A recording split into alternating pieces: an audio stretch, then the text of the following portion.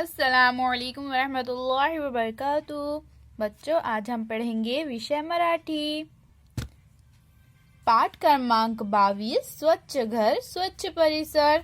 स्वच्छ घर यानी साफ सुथरा घर और स्वच्छ परिसर यानी बच्चों साफ सुथरा माहौल। माहौल को मराठी में परिसर कहते हैं। पहा वो बोला, देखो और बोलो। तो देखिए बच्चों, यहाँ पर हमें इस तरह से 4 तस्वीरें दी गई है। यहाँ पर पहली तस्वीर में देखिए बच्चों, ये बच्चा और इसकी दादी मिलकर इस तरह से भाजी तोड़ रहे हैं। उसके बाद भाजी तोड़ना हो चुकी है तो इस तरह से जमीन पर कचरा गिर गया है, तो ये लड़की क्या कर रही है, उस कचरे को झाड़ू से साफ कर रही है। तो देखिए बच्चों, ये कचरा कैसा है, ये गीला कचरा है यानी ये ओला कचरा है। तो देखिए यहाँ पर इस तरह से इन लोग ने कचरे के 2 बकेट बनाए हैं। एक में है ओला कचरा यानी गीला कचरा और दूसरे में है सूखा कचरा। तो देखिए बच्चों, ये ओला कचरा है, ये गीला कचरा है, इसलिए इन्होंने क्या करे, ये ओला कचरा की बकेट में इस कचरे को लाकर डाल दिए। फिर इसके बाद जब कचरा गाड़ी आई तो दोनों भी कचरे को इन्होंने कचरे की गाड़ी में फेंक दिए। हम भी इसी तरह से करते हैं ना बच्चों। हमारे घर में भी ओला कचरा और सूखा कचरा इस तरह से 2 बकेट होते हैं, जिसमें हम गीला कचरा डालते हैं और दूसरी में सूखा कचरा डालते हैं। और जब कचरे की गाड़ी आती है तो हम दोनों भी कचरे उस गाड़ी में डाल देते हैं। तो चलिए बच्चों, अब हम इससे मुतालिक कुछ पढ़ेंगे। वाचा यानी पढ़ो।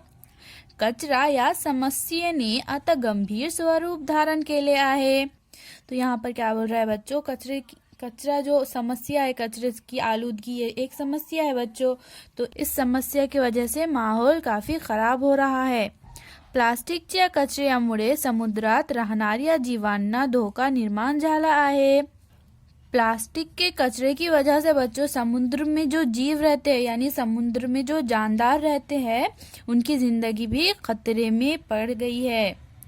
आपल्या सर्वांच्या आरोग्यासाठी प्लास्टिकचा वापर टाळणे गरजेचे आहे। और यहाँ पर क्या बोल रहा है बच्चों कि अपनी सबकी सेहत के लिए भी, आरोग्यासाठी यानी अपने सबके सेहत के लिए भी प्लास्टिक का इस्तेमाल कम करना जरूरी है। बाजारात जाताना कागदी किंवा कापडी पिशव्या सोबत न्याव्या।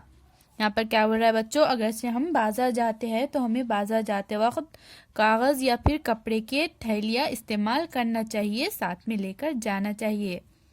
यामुळे प्लास्टिकच्या पिशव्यांचा वापर आपण टाळू शकतो। इस तरह से बच्चों हम कपड़े या फिर कागज के थैलियों का इस्तेमाल करके प्लास्टिक के थैलियों का इस्तेमाल कम कर सकते हैं, उसको टाल सकते हैं। अल्लाह हाफिज।